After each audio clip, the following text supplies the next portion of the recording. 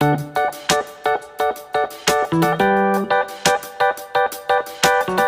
प्यारे बच्चों। आज हम लोग आपके हमारी दुनिया किताब के पाठ 20 जंगल की बेटी सूर्यमणि इसके अंतिम भाग को पढ़ेंगे। झारखंड की एक ऐसी बेटी की सच्ची कहानी जिसने जंगल बचाने का आंदोलन चलाया।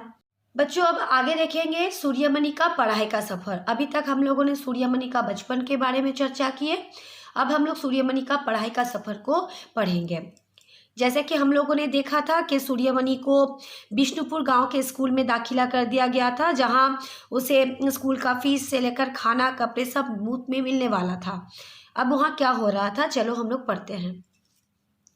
बिष्णुपुर गांव का स्कूल देखते ही सूर्यमणि का मन खिल उठा। स्कूल घने जंगल के पास जो था। स्कूल में सूर्यमणि ने खूब मेहनत की और स्कॉलरशिप यानी छात्रवृत्ति लेकर बीए पास किया। वो गांव की ऐसी पहली लड़की थी। कॉलेज से उसकी पहचान बासवी दीदी से हुई जो पत्रकार था। उनके साथ मिलकर सूर्यमणि झारखंड जंगल बचाओ आंदोलन का काम करने लगी। यानी बच्चों सूर्यमणि पढ़ाई में काफ़ी अच्छी थी, तभी न जाकर वो छात्रवृत्ति लेकर बीए पास किया, यानी कॉलेज का डिग्री उन्होंने हासिल किया स्कॉलरशिप लेकर। और ऐसा करने वाली वो गांव की वो पहली लड़की थी। और कॉलेज में जाकर बासवी दीदी नाम की किसी से उनका भेंट हुआ, एक पत्रकार थी, और उसके साथ मिलकर ही सूर्यमणि ने झारखंड जंगल बचाओ आंदोलन का काम करते रही। किसके लिए? ताकि आदिवासियों को जंगल से ना हटाया जाए। अब आगे पढ़ते हैं। इस काम के लिए उसे जगह जगह दूर शहर में जाना पड़ता। उसके पिताजी को ये बात पसंद ना थी, पर सूर्यमणि ने जंगल बचाने का काम जारी रखा और गांव वालों के हक के लिए भी लड़ना शुरू किया। इसमें उसका साथ दिया उसके बचपन की साथी विजय ने।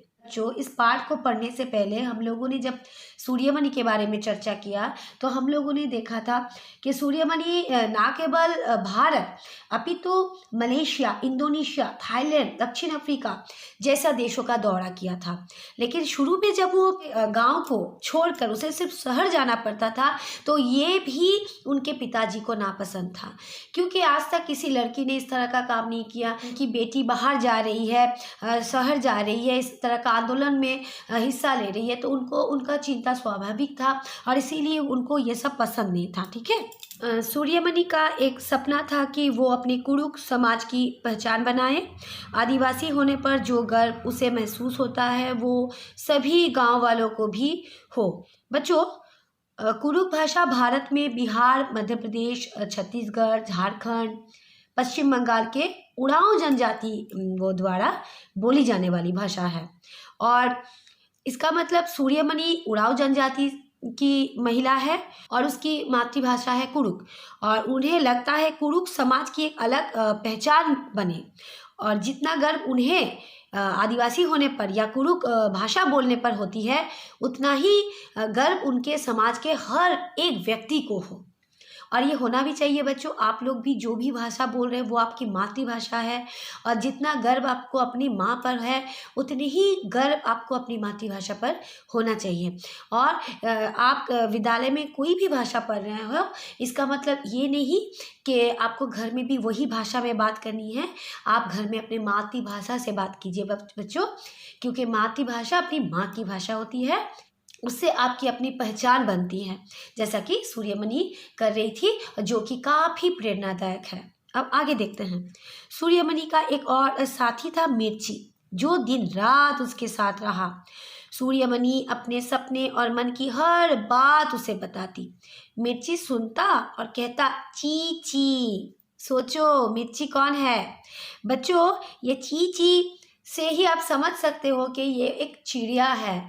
और जैसे कि आप चित्र में देख रहे हो, सूर्यमणि का ये चींची करने वाला साथी है एक तोता, और वो हमेशा सूर्यमणि के साथ रहता है। बच्चों अब हम लोग आगे देखेंगे सूर्यमणि का तोरंग या तोरंग। सूर्यमणि 21 साल की थी जब उसने बासवी दीदी और कई लोगों की मदद से एक केंद्र खोला। उसने इस जगह का नाम रखा तोरंग। कुरुक भाषा में तोरंग का मतलब है जंगल। जैसा कि हम लोगों ने देखा कि सूर्यमणि जब कॉलेज में थी तब उनकी मुलाकात बासवी दीदी से हुई थी, जो एक पत्रकार थी, और उसी के साथ मिलकर उन्होंने जंगल बचाओ आंदोलन शुरू किया था। और इसके लिए कई लोगों के मदद के लिए एक केंद्र भी उन्होंने खोला था जिसका नाम था टोरंग। कुरुक भाषा में इसका मतलब होता है जंगल। जैसा कि हम लोगों ने देखा, सूर्यमणि को जंगल से इतना प्रेम था कि उसने उस केंद्र का नाम भी जंगल के नाम से रखा। अब आगे देखते हैं। सूर्यमणि चाहती थी कि लोग त्योहारों पर अपनी गीत गानों को गाए, उन्हें भूले नहीं, और अपने पहनावे को चाव से पहने। जड़ी बूटियों की समझ और बांस की चीजें बनाने की कला बच्चे भी सीखे। अपनी स्कूल की भाषा तो सीखे ही, अपनी कुरुक भाषा का रिश्ता भी उससे जोड़े। ये सब टोरंग केंद्र में होता है। टोरंग में कुरुक समाज और अन्य आदिवासियों की खास किताबों को संभाल कर रखा गया है। जैसा कि हम लोगों ने देखा, जैसे सूर्यमणि जंगल बचाना चाहती थी, ठीक उसी तरह उसने कुरुक समाज का दायित्व भी अपने कंधे में ले रखी है कि वो चाहती है कि कुरुक समाज आगे बढ़े, कुरुक भाषा को स्वीकृति मिले और कुरुक भाषा को कोई भूले नहीं। हो सकता है आप लोगों में से भी बहुत बच्चे कुरुक भाषा बोल रहे होंगे, कोई मैथिली बोलते होंगे, कोई खोटा बोलते हैं, कोई बंगला बोलते हैं, कोई उड़िया बोलते हैं। तो आप जो भी क्षेत्र के उस हिसाब से आपका भी अपना मातृभाषा है बच्चों, और अपनी मातृभाषा, अपने संस्कृति, अपने परंपरा से सबको प्रेम रखना बहुत ज़रूरी है, जो सूर्यमणि का इस पाठ से हम लोगों ने सीखा।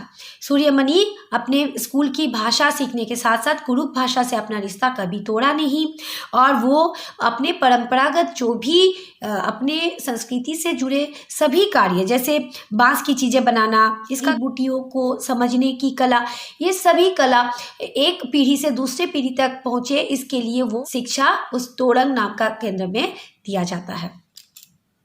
गाने बजाने की कई चीज़ें, जैसे बांसुरी, तरह तरह के ढोल भी है, और वहाँ जो गीत गाने गाया जाता है वो परंपरागत गीत गाने हैं जो कुरुक संस्कृति का परिचय वहन करता है। अब आगे देखते हैं बच्चों।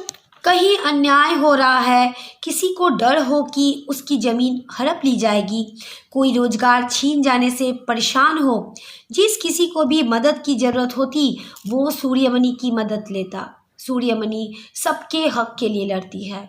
सूर्यमणि ने अपने साथी विजय के साथ शादी कर ली है, दोनों साथ में काम करते हैं। आज उनके काम को कई लोग सराहते हैं, उन्हें विदेश भी बुलाते हैं।